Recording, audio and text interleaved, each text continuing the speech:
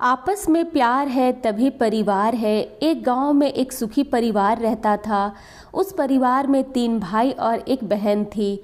उनके माँ बाप उन चारों से बेहद प्यार करते थे, मगर बीच वाले बेटे से थोड़ा परेशान थे। बड़ा बेटा पढ़ लिख कर डॉक्टर बन गया था और छोटा बेटा भी पढ़ लिख कर इंजीनियर बन गया था, मगर बीच वाला बेटा बिल्कुल गंवार और आवारा किस्म का था। कुछ समय बाद उनके दोनों बेटे डॉक्टर और इंजीनियर ने शादी कर ली और महीनों के बाद ही उनकी बेटी का भी एक अच्छे घराने में विवाह हो गया। मगर बीच वाला बेटा अभी भी कुंवारा ही था। वह अनपढ़ था और कहीं पर मजदूरी का छोटा सा काम करता था।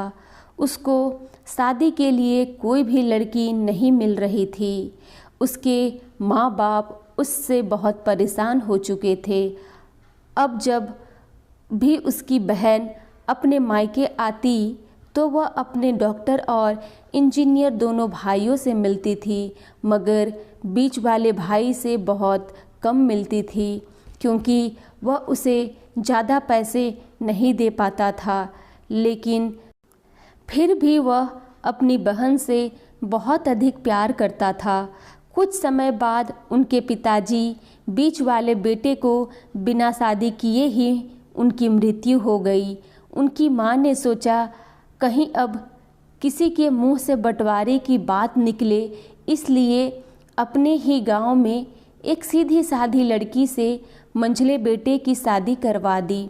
शादी होते ही ना जाने क्या हुआ, अनपढ़ बेटा मन लगाकर काम करने लगा और पहले से कहीं ज़्यादा मेहनत भी करने लगा। अब कोई भी पुराना दोस्त उसको मटर गश्ती के लिए बुलाने आता तो वह मना कर देता। एक दिन उसके डॉक्टर और इंजीनियर भाई ने सोचा कि यह तो गंवार और अनपढ़ है, हम इससे कहीं ज़्यादा पैसे कमा लेते हैं, इसलिए अब हमें बंटवारा कर लेना चाहिए। माँ के लाख मना करने के बाद भी दोनों बेटों ने बंटवारे की तारीख तय कर दी और उन्होंने अपनी बहन को भी बुला लिया। तभी उनका गंवार भाई कहता है कि तुम लोग बंटवारा कर लो, मुझे जो बचे वो दे देना या ना देना, मैं शाम को आकर अंगूठा लगा दूंगा। तभी उसकी बहन कहती है, अरे बेवकूफ़, तू तो हमेशा बेवकूफ़ ही रहेगा। ज़मीन का हिस्सा तो आमने सामने बैठकर होता है। और उसकी माँ भी उसे काम पर जाने से रोकती है। उसी वक्त वकील भी वहाँ आ जाता है और कहता है कि आपका सारा हिस्सा मिलाकर 10 बीघा ज़मीन और 1 मकान है। अब यह बताओ किसको कितना हिस्सा देना है, मैं उसी हिसाब से कागज़ बनवा दूंगा।